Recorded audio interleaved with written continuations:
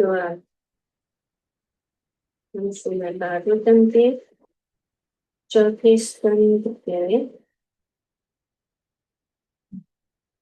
28वें अध्याय के श्लोक संख्या 24 को पढ़ रहे और उसको समझने की कोशिश करें।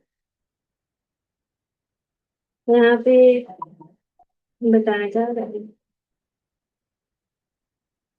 कि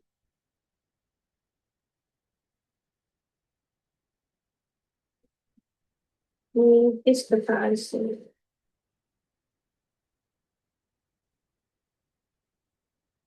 शरीर त्यागते समय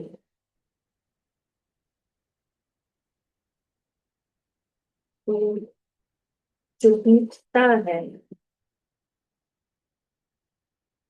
जीव का किस प्रकार से ये शरीर छोड़ना।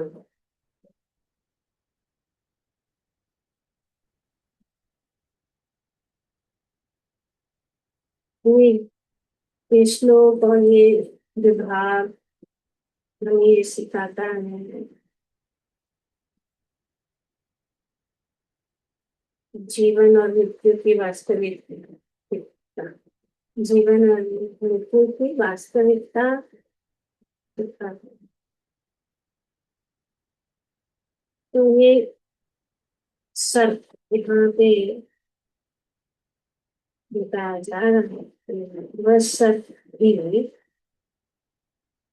जिसे यमनराज के सैनिकों ने बंदी बनाकर पहले ही नगर के बाहर कर दिया था, अन्यों के साथ अपने स्वामी के पीछे पीछे चल। जो ही इन सबों ने नगर को छोड़ दिया त्यों ही वह नगर तहस नहस वस्त्र पर धूल में मिल गया।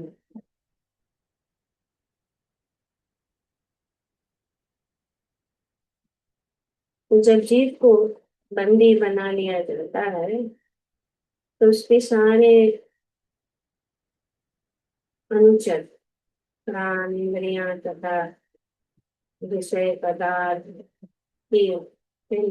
अर्थात शरीर का परित्याग कर देता है। तो इस शरीर से पूरा जो है तम हो जाता है। यहाँ पे बताते हैं धूल में, ये शरीर धूल से बना है। तो जीवात्मा तथा उनके साथी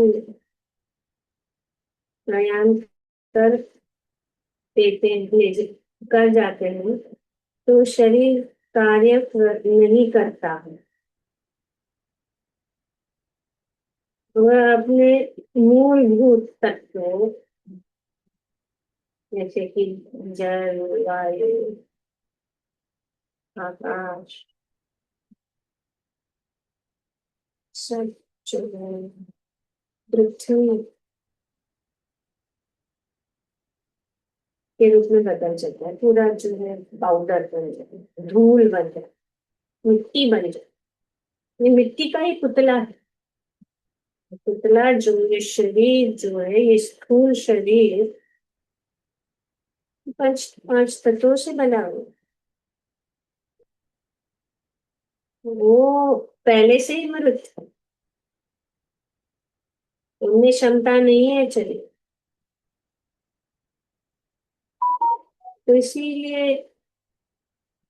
जिस प्रकार यहाँ पे जो बताया तो जब शत्रु किसी नगरी का पर आक्रमण करते हैं और उसके वासी जब उसे छोड़कर बाहर चले जाते हैं तो उस नगरी पर बमबारी करके उसे तहस नहस कर दिया जाए।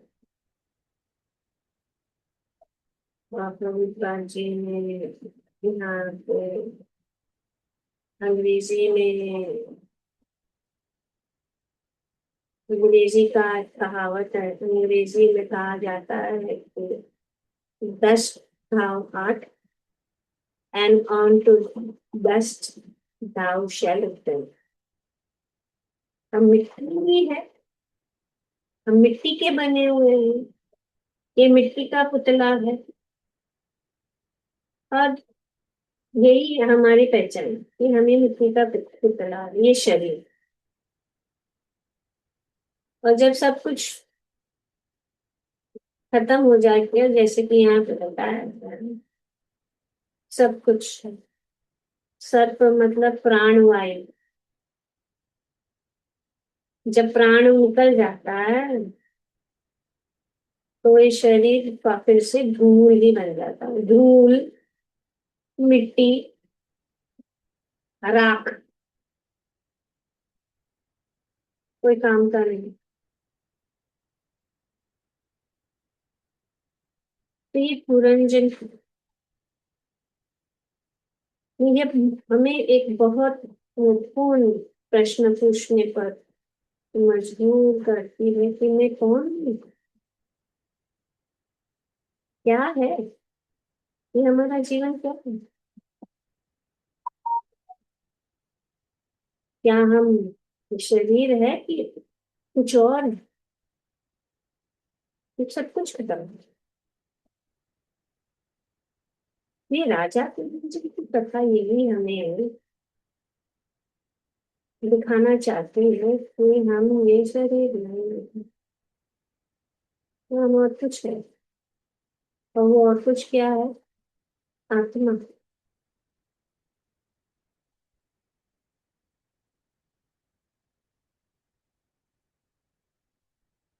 तो ये नगर जो बताया गया है, वो नगर क्या है? शरीर। राजा पुरंजन कौन है? जीवात्मा है। रानी कौन है? बुद्धि है, बुद्धि और मन।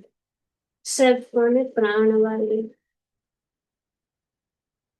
यमन राज, काल,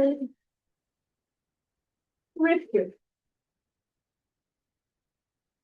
तो जब काल आता है तो इंद्रियां कमजोर हो जाती है, शरीर काम करना बंद कर देता है ना।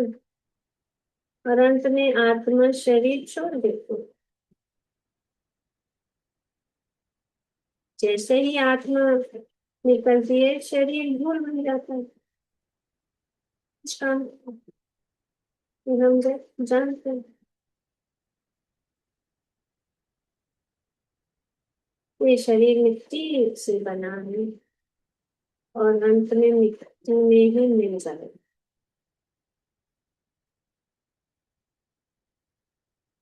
फिर प्रश्न ये है कि अगर शरीर इतना महत्वपूर्ण है तो मृत्यु के बाद इसका कोई मूल्य क्यों नहीं? क्यों नहीं? शरीर इतना जो है महत्वपूर्ण होता तो उसका मृत्यु के बाद कोई मूल्य भी? क्या आत्मा निकल गई है? आत्मा नहीं है तो असली चीज क्या है? जो चलाती है वो है आत्मा।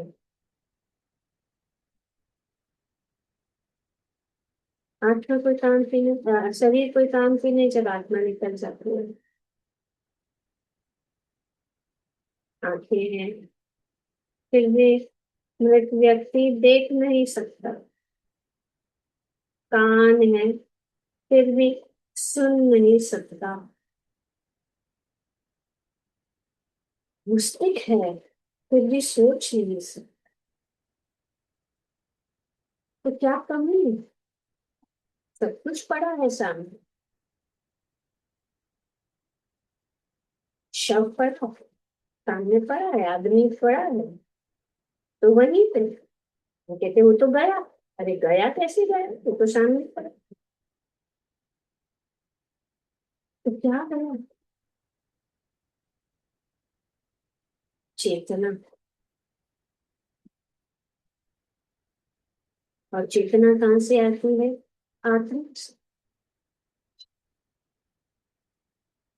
तो इसीलिए उदाहरण के लिए बल्ब बल्ब में बिजली हो तो प्रकाश देता है, अगर बिजली नहीं है तो ये कांच का टुकड़ा, कांच भी कुछ काम कर रहे हैं। तो बिजली है जो वो प्रकाश दे रही।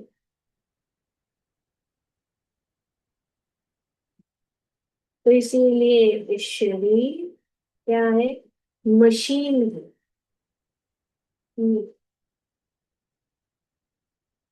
ये मोबाइल मशीन है, वो चल रहा है क्योंकि इसमें बैटरी है। अगर बैटरी नहीं इसको टानता नहीं। मशीन।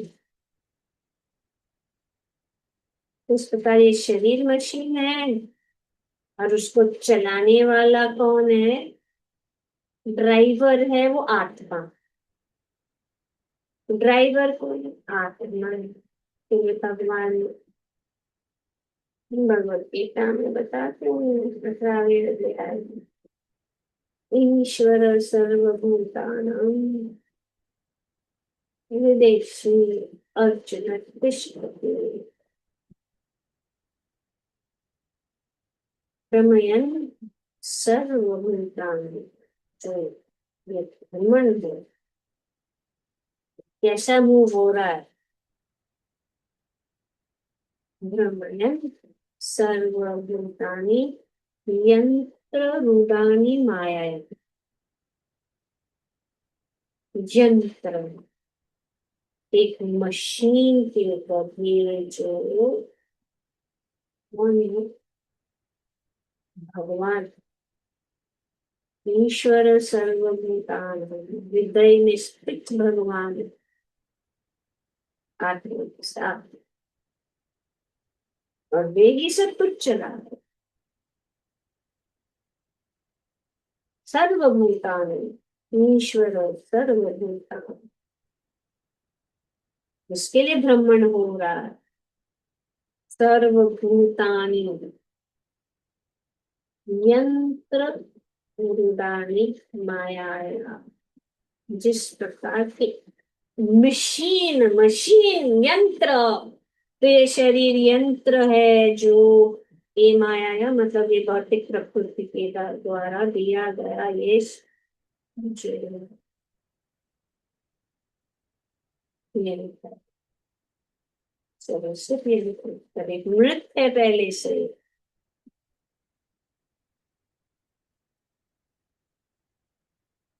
तो जब ये शरीर, जैसे कि फोन की बैटरी डालो सब कुछ डालो, बैटरी है लेकिन चलता नहीं है क्योंकि बिगड़ गया। अभी बिगड़ गया जब हीनो शून्यता दे कौमारम यौवनम, तो ये जो है आत्मा इस प्रकार से प्रथा देहांतरा प्राप्ति।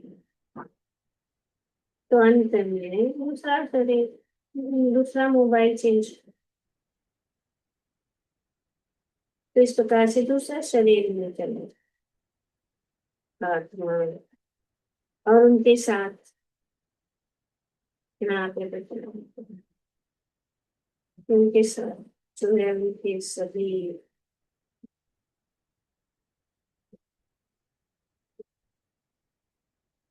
चले जाए। अन्य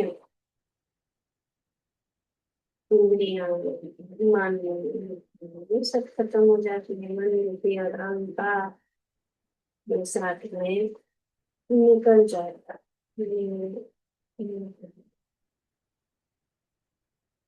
ईश्वर सर्वभूतानि यंत्र रूढ़ानि, यंत्र है विषय।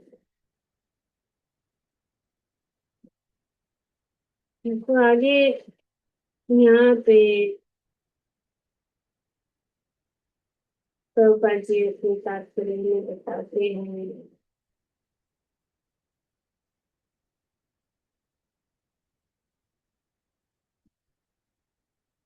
तो बताते हैं कि ये शरीर जो तीन तत्व जो 3 तत्वों से बने इस शरीर को आत्मा मानता।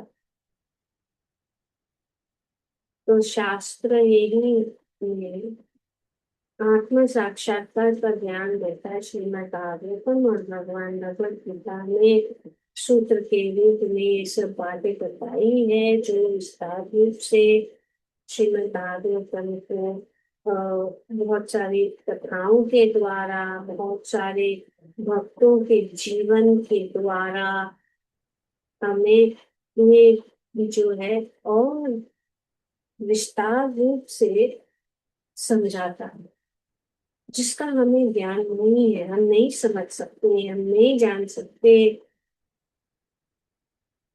हम इतना जानते हैं कि मैं शरीर नहीं हूँ, मैं आत्मा हूँ, लेकिन कैसे अगर नहीं समझेंगे कि शरीर क्या है, आत्मा क्या है, हम कौन है, हमारा भगवान के साथ संबंध क्या है, तो ये विज्ञान है। और ये विज्ञान जो है शास्त्र से, इस साइंस, कोई माइथोलॉजिकल स्टोरीज नहीं है, कोई ऐसी कथाएं नहीं है कि मन बहलाने के लिए या बस समझने के लिए। ये कथा, वो कथा के द्वारा जितनी भी कथा है भागवतम में, ये बहुत इम्पोर्टेंट जो जो दर्शन है, सेक्शन है। और ये सब जो अंत में कहाँ ले जाती है, हमें भगवान की ओर ले जाते हैं, भगवान के साथ हमारा संबंध जोड़ने की ओर ले जाता है, कि हमें इस भौतिक जगत की जो भी चीज है उससे बाहर निकाल कर भगवान जो है हमें उस लेवल पर ले आए। तो अगर हमारे पास ये डीप अंडरस्टैंडिंग नहीं है, ये गहरा ज्ञान नहीं है, तो हम फिर भी इस भौतिक जगत की चीजों से आसक्त रहेंगे, उस आसक्ति को नहीं मिटा सकते हैं, चाहे हमारे पास कितना ज्ञान लिखे हुए हो। लेकिन उस ज्ञान को अनुभव करना, उसको समझना बहुत कठिन है, सत्य है। क्योंकि हम इस भौतिक जगत में है, हमारा हमारा शरीर है, शरीर काम कर रहा है, हाथ ऊपर नीचे हो रहा है, शरीर हिल रहा है, घूम फिर रहे हैं।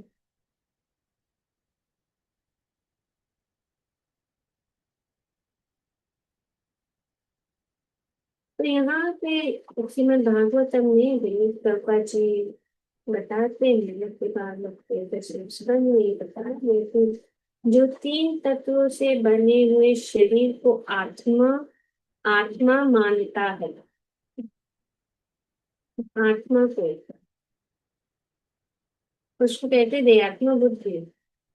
ये आत्मा को ही, शरीर को ही आत्मा मानना, जो शरीर के उपजातों को अपना परिजन मानता,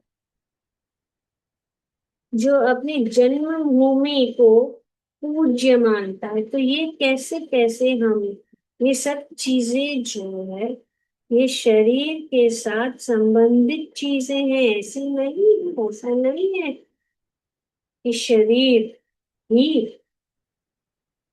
शरीर के साथ जो भी संबंधित चीज,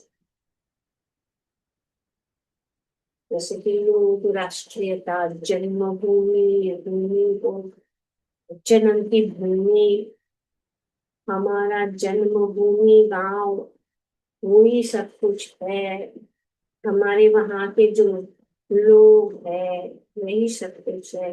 ये शुरू होता है परिवार से, फिर आगे बढ़ता है अ, मित्र, सगे संबंधी, समाज, और समाज से जो है हमारा राज्य, राज्य से पूरा देश, फिर अंतरराष्ट्रीय, इस प्रकार से ये जो है, ये सब चीज जो है हमें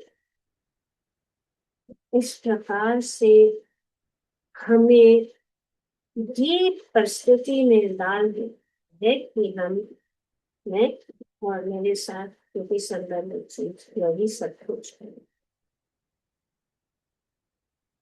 तो जो अपनी जन्मभूमि को पूज्य मानता है और तीर्थों की यात्रा में दिव्य ज्ञानियों से मिलने के लिए नहीं, अभी तो केवल स्नान करने के लिए चले। दिव्य ज्ञान बहुत जरूरी है। अगर तीर्थ यात्रा में जाए तो एक क्या कहते हैं, हॉलीडे टूर, टूर के जैसे, टूरिस्ट के जैसे जाए कि हमें तीर्थ यात्रा जाना है, अयोध्या क्या है देखना है, वृंदावन क्या है देखना है, और द्वारका क्या है देखना है, सब तीर्थ स्थानों में जाकर सब देखना है, और वहां जाके दिव्य ज्ञान प्राप्त करना। और भक्ति विनोद ठाकुर ने ये बता, ये किसके साथ जाना है? हमें अगर तीर्थ स्थान में जाए, चाहे हम वृंदावन जाए, द्वारका जाए, उडुपी जाए, कहीं पे भी जाए, तो भक्तों के साथ में जाए। भक्तों के साथ में जाएंगे तो हम जो है, हमें वो दिव्य दिव्य ज्ञान, और ये पूर्ण हो जाता है कि संतों, दिव्य ज्ञानियों को मिलने के लिए भक्तों के संग में जाना चाहिए, ताकि भक्तों के संग में हम एक दूसरों को मिलते हैं, हम एक दूसरों को, अनेक अनेक भक्तों का हमारा संग हो जाता है। वो किस प्रकार से अपना आध्यात्मिक जीवन अपना रहे हैं, और फिर वहां धाम में भी जाकर तो घूमना है हर समय। वृंदावन जाते तो 10 बार गोकुल जाना है, 10 बार मथुरा जाना है, ये सब जाना अच्छा है, लेकिन सत्संग में जाके वहां का महत्व और वो सब समझ कर सिर्फ देख के आना, तो फिर इतना काफी नहीं है। ये अच्छा है, लेकिन हम इस बात को, मेन पॉइंट क्या है, हम सब भूल जाते हैं कि हमें ये बात को हमें समझना है कि मैं शरीर नहीं हूँ, मैं आत्मा हूँ। सिर्फ जानना है। हाँ, जैसे हम जिस प्रकार से हम कार्य करेंगे तो ही हम समझ। तो ऐसे लोग, हम्म, यहाँ पे प्रॉपर्टी है, a human being who identifies this body made of the three elements to with his self, who consider the byproducts of the body to be his kingdom. फिर 3 एलिमेंट कौन है? Earth, water and fire. Consider these 3 elements with the self, who consider the byproducts, मतलब अपने बच्चे, परिवार, सगे संबंधी वही मेरे हैं. Consider the by products of the body to be skin. Consider the land of birth worshipping, ये मेरी मातृभूमि पूजनीय है, मेरा गांव, मेरा जो जन्म स्थान पूजनीय. और जो who goes to places of pilgrimage simply to take a bath rather than meet men of transcendental knowledge is to be considered like an ass or a cow. ऐसे व्यक्ति का यहाँ घोषित किया गया शास्त्र में, ऐसे व्यक्ति, ऐसे लोगों को गधा या गाय समझना चाहिए. जो व्यक्ति शरीर को ही मैं मानता है वो गाय और गधे, गधे के समान. गाय क्यों? क्योंकि गाय बहुत सरल है. कुछ लोग सरल है परंतु कुछ लेकिन उच्च ज्ञान नहीं। तो ये क्या, कुछ लोग होते हैं सरल है लेकिन उनको कुछ पता नहीं, और पता करने के लिए पता करना भी नहीं चाहते। जी हाँ, देखा। और दूसरा है गधा।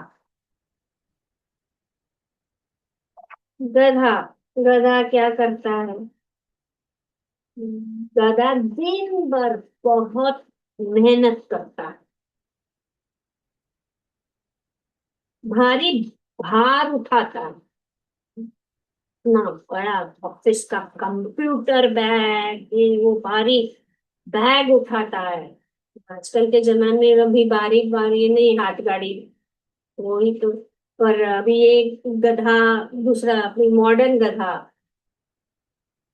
भारी भार उठाता है, लेकिन बदले में सिर्फ घास का। गधा ऐसे, उसको क्या मिलता है? इतना सब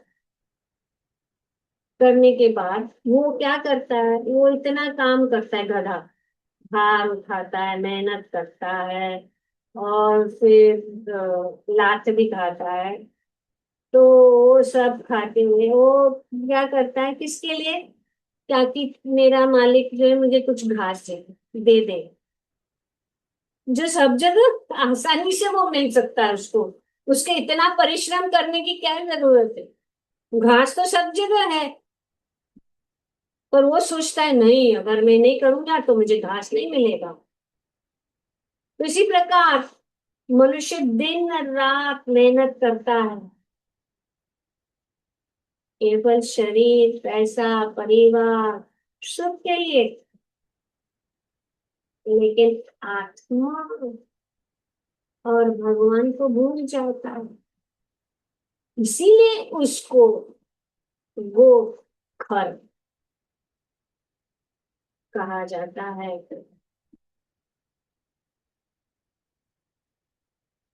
तो प्रॉब्लम यही है कि हम सोचते हैं मैं डॉक्टर हूँ, मैं माँ हूँ, मैं अमीर हूँ, लेकिन ये सब शरीर से जुड़े हुए पहचान है। कि शरीर के साथ गलत। तो इसीलिए श्रील प्रभुपाद कहते हैं, मनुष्य का असली स्वार्थ आत्मा को समझना और कृष्ण की सेवा करना। तो ये क्यों? आत्मा को समझना और कृष्ण की सेवा करना क्यों? ये एक प्रक्रिया है, ताकि फिर से हम गधे न बन जाए, फिर से हमें ऐसी परिस्थिति जो पुरंजन की हो रही है न हो अगले जन्म में, आगे चल के। अगर हम, और मनुष्य जीवन ही एक माध्यम है जिसमें हम इसको समझ सकते हैं, और इस जन्म मृत्यु के चक्कर से, इस भव सागर से बाहर निकल सके। क्या प्रॉब्लम है? ये समझ के ना,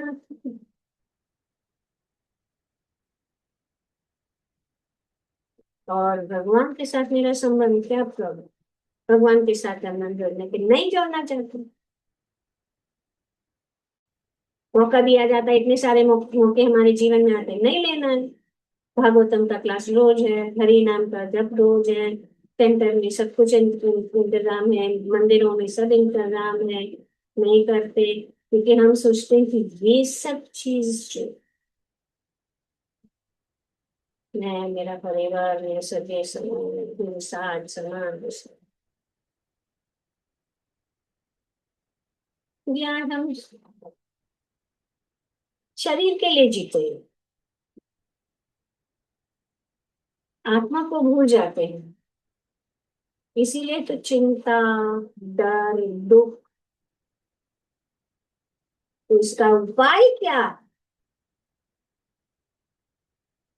उपाय यही यही समाधान क्या है? ये समाधान ये है कि मैं शरीर नहीं, मैं आत्मा हूँ। तो फिर क्या करना चाहिए? और जानना है कि मैं भगवान का अंश हूँ। ये ज्ञान पता चल गया 15वें अध्याय में। नमैवांश जीवलोके जीवभूत सनातना। जो सनातन है, जीव शरीर नहीं, शरीर सनातन नहीं। हम कृष्ण के अंश है। मेरा कर्तव्य है कृष्ण की सेवा करना।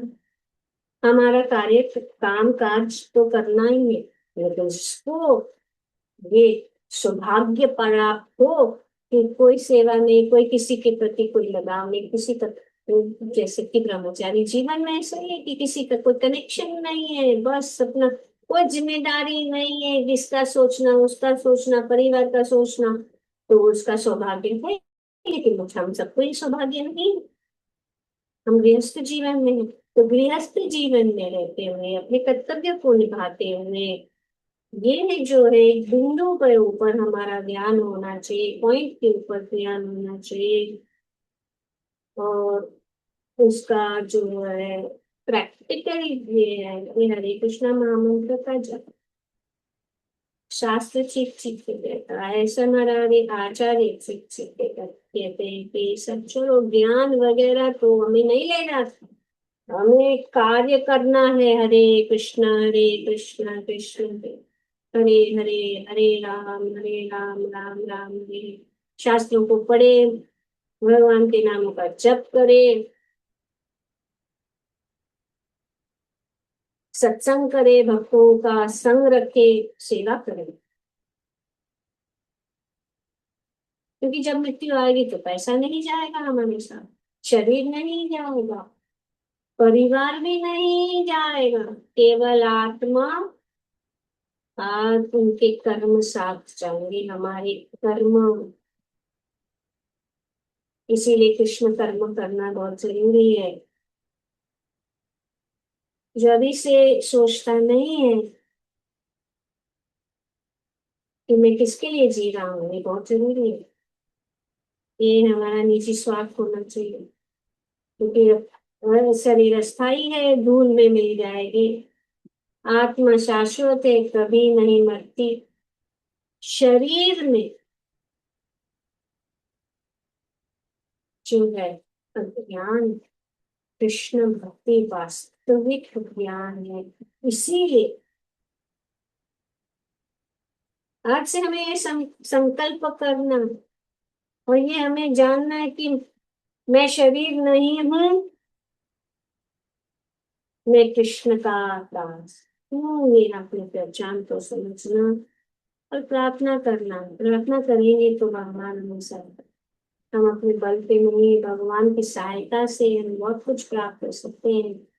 कितने भी ऊंचे, कितने भी बड़े भक्त क्यों ना हो, हे प्रभु हमें ज्ञान दीजिए कि हम समझे कि हम शरीर नहीं है, हम आपकी शाश्वत शाश्वत अंश है, हम आपके दास है, और हमें आपकी सेवा में स्थिर रखिए। ग्रंथराज श्रीमद् भागवतम के जय। ओम तत्सत।